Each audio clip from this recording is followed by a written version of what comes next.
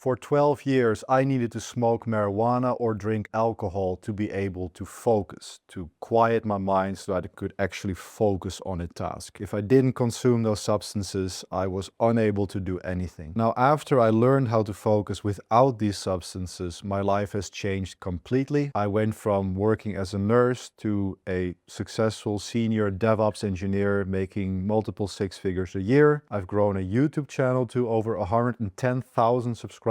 I've been awarded the Microsoft MVP award twice, which is quite remarkable given that I've achieved all of this in the span of 5 years, after which I also started a very successful business. And all of that I attribute to my ability to focus. I went from needing marijuana, needing alcohol, needing these substances to be able to hold my mind still on anything for a period of time, to being able to focus for more than 12 hours a day and channeling that focus into very productive things, achieving quite a lot of worldly success. Now, most YouTube videos about focus will give you a list of you have to drink this caffeinated drink, you have to eat that kind of food, and maybe take a cold shower. But the problem is that these videos are based on what people read in books or what scientists discover in scientific studies. But rarely will you actually get something that is based on personal experience, like what I'm about to share with you. And another thing that's different is that there is no real one magic pill. There's no one hack that's suddenly going to make you focus better. Rather, it's a collection of things that need to be in place for good focus to arise. And that's why I'm titling this video My Focus System. I'm going to teach you a focus system rather than one hack or one thing, because it's different than that. Now, before we can say anything about focus, we first have to define focus. And I define focus as the ability to keep your mind on one thing for as long as you want without needing anything in return. The key part there is the last sentence that most people miss, but without expecting anything in return. And I'm going to expand on this in what I'm about to share with you more. But the key thing here is that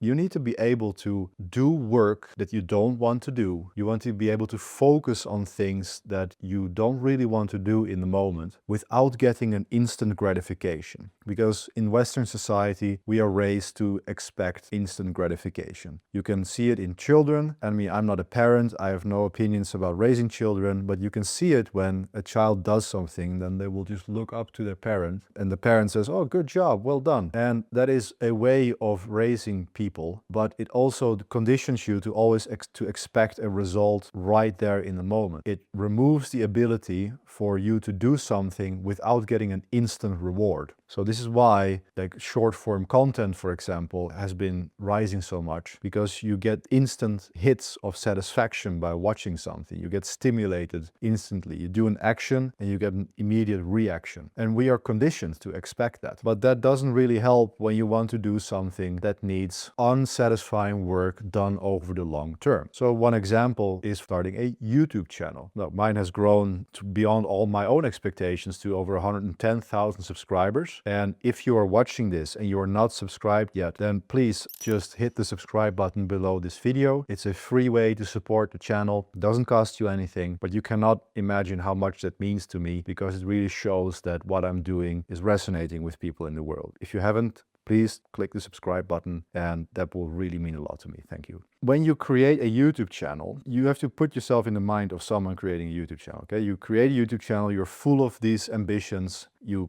spend several days on making this video, you upload it, and you get 0 views, 0 reaction, nothing happens, okay? And then you do a second video, nothing happens. And it goes on like this. Like to start a YouTube channel, in order to get real momentum, you have to make over 100 videos. I had to make so many videos until my channel actually started to get some traction. And in some ways, that's a good thing, because by virtue of making those 100 videos, you're going to get better with every video you make. But at the same time, it takes quite a special person to persist through making 100 videos without getting any result in return, okay? So another example is changing your career. Now, I was working as a nurse in the hospital and I wanted to get a tech career. And I did not have a mentor. I had to do it all alone. And I was working during the day. In the evenings, I would study. And I cannot describe how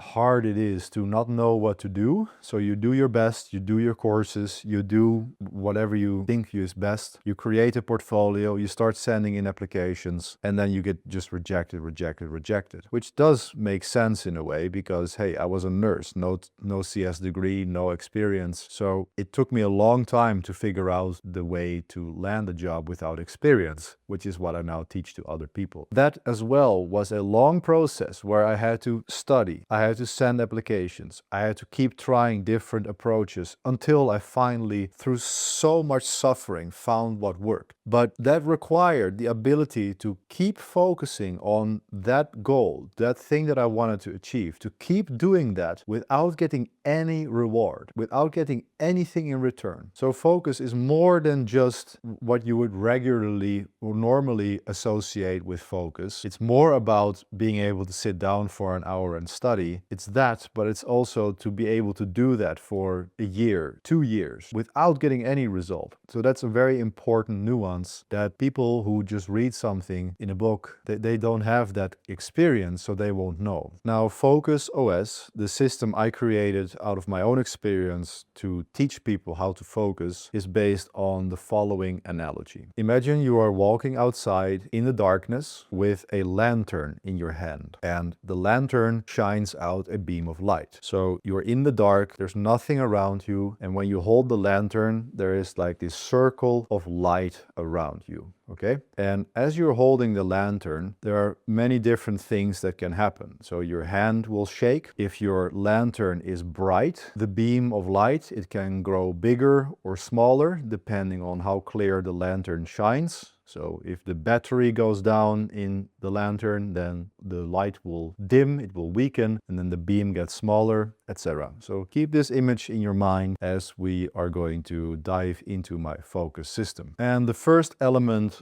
of the system is analogous to the lens in the lantern. Okay, so we have the light, but outside there is a lens or a piece of glass in the lantern through which the light shines. Now, the clarity of this lens is what impacts how much light goes out. Okay, so if the lens is dull, then not much light goes out and you have a very small circle of light around you. If the lens is very clear, then a lot of light will come through and the circle of light around you is bigger. Now, I have found in my own experience that becoming sober and clearing my mind from these intoxicants has greatly improved my ability to focus. As I said in the introduction, I used to smoke marijuana because I needed that to focus. I was about 16 when I started smoking, and during this time my family situation was very challenging. I won't go into too much detail, but an alcoholic father, it involved abuse, involved a very tough upbringing in that sense, a very tough situation where I essentially became the head of the family and I had to take care of my father at a very young age. So when I was in school and there were all these problems going on and all of this pain inside of me, I was not able to keep my mind on what I was actually supposed to be doing, learning. I was not able to, so I started messing around, or I just started to doze off and just stare out the window, and the teacher would have to like, hey, Misha, come back, what's going on? So when I discovered marijuana and I smoked that for the first time, man, I still remember, but it just felt like everything fell into place, and finally this constant storm in my head of all these thoughts, problems and things I had to do, it became quiet. I finally had some peace in my mind, and oh wow, now I can actually do my homework now. So it started with using that to be able to do my homework, because before before that, when I sat down to do my homework, I wasn't able to do it. And then when I smoked, I realized, oh wait, now I can actually sit down and do my homework. This is great. And which then evolved to, yeah, it's crazy, but at 16 years old, I was smoking joints right before I went into school at 9 in the morning so that I could focus at school. So I do have some life experience there that many people don't. And from going through that experience of smoking my way through school, through university, through my university degree in English language and culture, like I did all of that under the influence because I needed that to focus. But then at some point, well, certain things happened in my life, there is a video which I will link above here that talks about the deeper story around this. But there came a point in my life where I had to stop, and I realized that I was completely addicted. I couldn't stop. And obviously, when I then took away these substances and tried to do anything productive, it didn't work. My mind was so scattered. And now I am 8 years sober, and I'm able to focus on anything I want for many, many, many hours at a time. So how is it possible that I can go from needing these substances to being able to focus for so many hours without needing anything? A big piece of this has been clearing my mind of these substances. So I'm a practicing Buddhist, and in my process of recovery, before I became sober, I got very interested in Buddhism. And in Buddhism, there is the concept of clearing your mind. And the whole goal of Buddhism is to get closer to reality, to develop your mind so that you can reflect clearly on the nature of reality, to get closer to the truth. And one of the ways that the Buddha recommended people to live, to clear their minds, is to abstain from intoxicants, from drugs and alcohol. And this is also what intrigued me about Buddhism. Like, I hadn't come across a religion that actually addresses substance abuse in that way. So I got intrigued by that and I wanted to try it. So I did it, I got sober, and now 8 years later, I can completely see the effect of what these substances have on your mind, even if you just do it every once in a while. Like, what people don't realize, like, most people can understand that if you take a drink, then in that moment, your cognitive abilities are impaired. You are not able to focus or do anything. Most people can understand that. What people don't think about is that this actually has a long-term effect as well. You are influencing your brain in the longer term, and you are impacting your ability to focus in the longer term by taking these substances. Now, I'm not here to judge anyone's substance use. You can do whatever you want, but I have found in my own journey that by taking these substances, by smoking, by drinking, I was dulling my mind, I was dulling the lens, and that by stopping those substances and fixing those other problems in my life, I was able to clear the mind. And now the light shines through perfectly clear, and the circle of light around me shines so much brighter now that I stopped. This advice from the Buddha did not come out of clear thin air. He was you could say, the specialist in training people's minds. So I took that seriously, and it changed my life. And I can tell you from my own experience that it works. So I encourage you to reflect on the effect of what drinking alcohol has on your mind. I encourage you to reflect on what the effect of smoking marijuana is on your mind, and try to see for yourself if you can spot whether it has any long-term effect or not.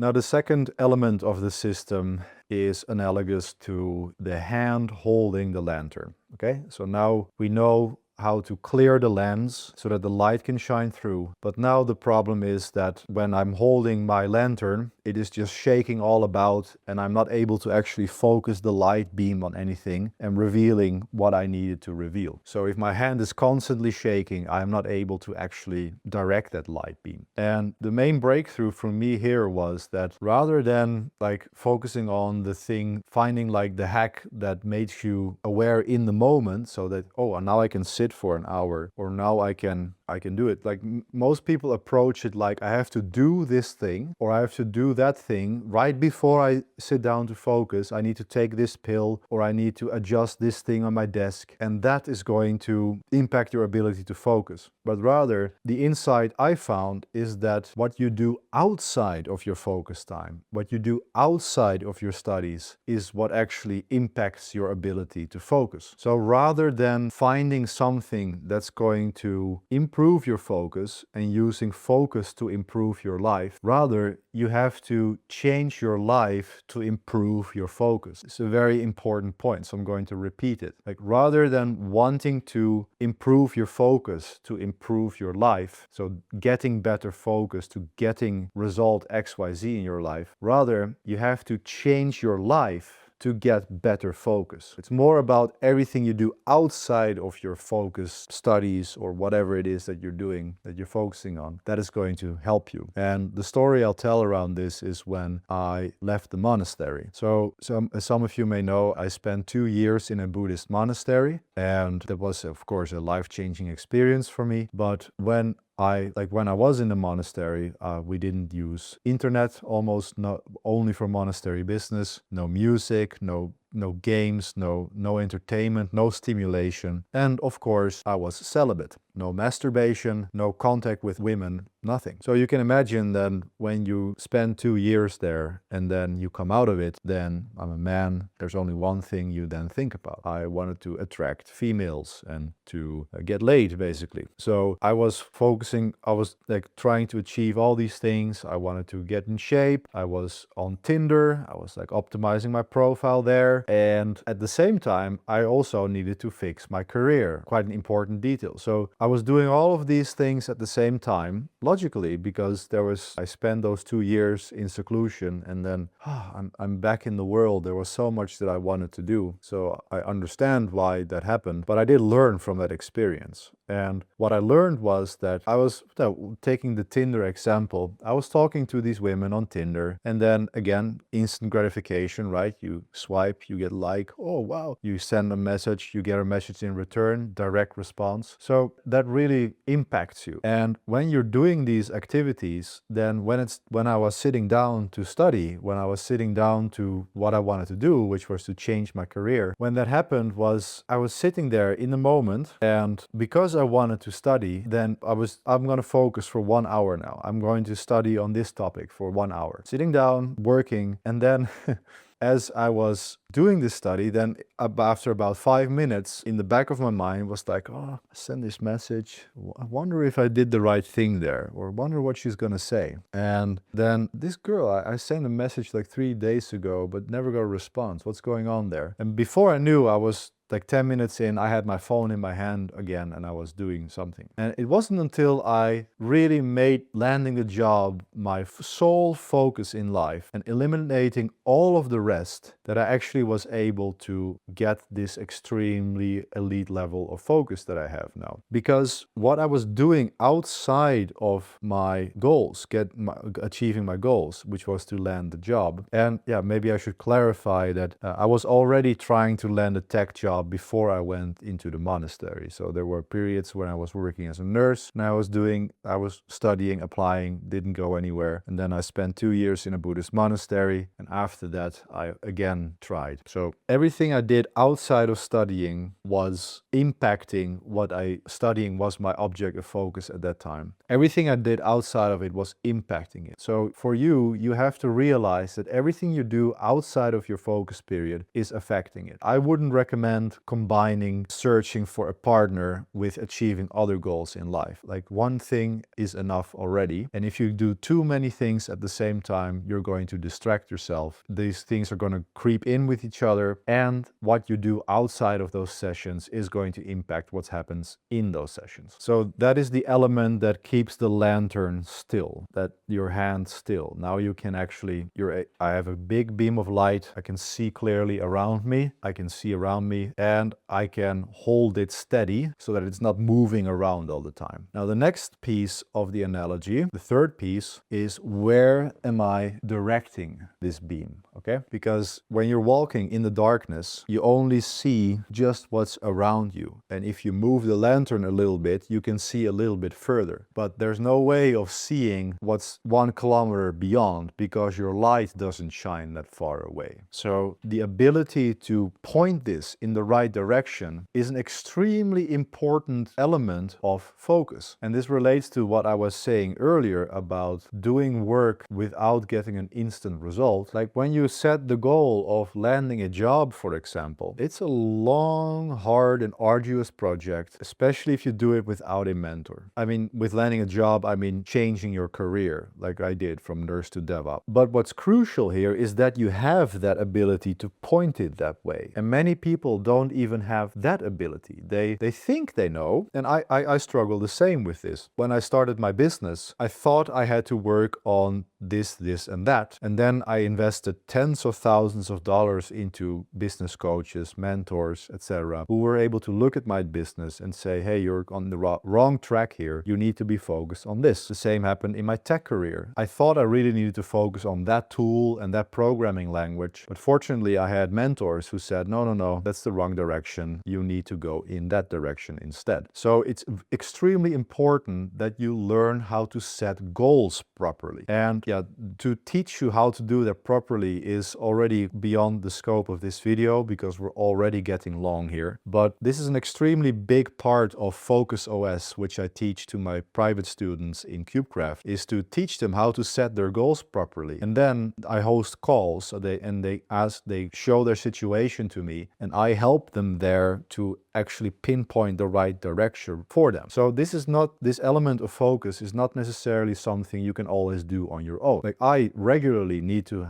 ask mentors, coaches, etc. to help me with this ability. And my private students who want to land DevOps jobs, they come to me because I'm an expert at this. I can look at their situation and see, no, you should not be focusing on this, you should be focusing on that. Or the goal that you have set for yourself is way too broad. Let's narrow this together and let me help you set this goal properly. And now we are able to shine the beam of light in the right direction. And this is the value of having a good mentor, someone you pay for generally because they're providing a service to you. So if you're interested in learning from me, then there will be information in the description below. But it's extremely important that you get the ability of focusing the light beam on one thing and on the right thing. So now we can talk about the fourth element of my focus system. This is to actually capture the results of your focus. All of this work is useless if you are not able to harvest this, to capture this in some shape or form. And one of the most popular videos on my YouTube channel is about my note-taking system. And the note-taking system is the capture, is the harvesting of all of this. And this might sound very foreign to you. How can a note-taking system be a result, or how can notes actually be a result? I go deeper into that video, but there's hinges around is to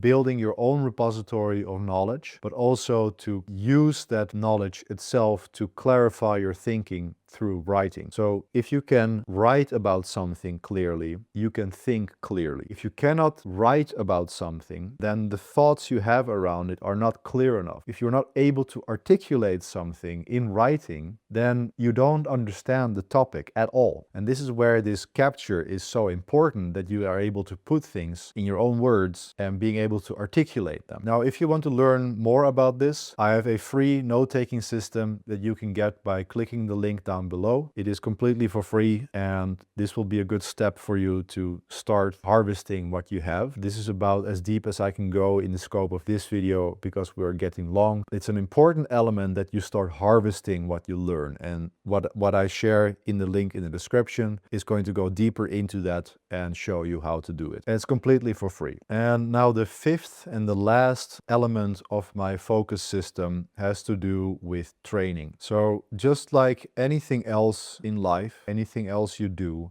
it is my understanding based on my own experience that focus is actually a trainable skill. Focus is actually something that you can consciously train and improve by putting in training. So just like running or weightlifting, you have to do dedicated practice sessions, or compare it to like learning to play an instrument. So I'm very musical. I can play piano, guitar, drums. I've learned many different instruments over my life. And I know the value of practice. So when you learn to play guitar or piano, in the beginning you cannot do anything, but you have to put in conscious effort to learn the chords on the guitar, and the longer you do it, the more often you do it, it gets easier over time, and suddenly you can play a song. Now, the equivalent for that for focus is meditation. Now, obviously I'm a Buddhist and I spent 2 years in a monastery. Meditation has been a big part of my life for over a decade now, and this actually started while I was addicted to drugs. I got into meditation, and this is also how I understood how these drugs and alcohol were fogging my mind. Like this, I got to this point through meditation because I could actually see how this was impacting my meditation practice. So if you're not familiar with meditation or what it means or what it does, in the simplest sense, if you want to get started with meditation, what you do is you sit down, you close your eyes, and you focus your attention on the breath. And you will find that what's going to happen is that you